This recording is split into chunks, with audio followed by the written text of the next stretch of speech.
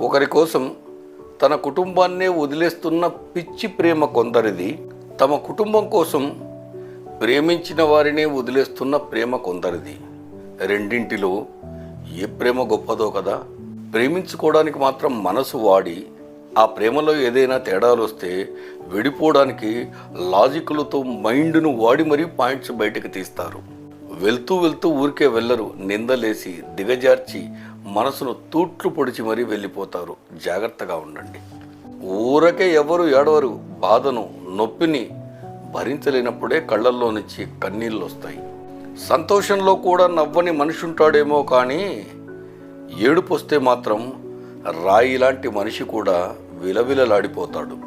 అదేం చిత్రం చేస్తాడో దేవుడు తెలియదు, కానీ సంతోషంగా ఉండే సంఘటనలకు తక్కువ ఆయుష్నే ఇస్తాడు.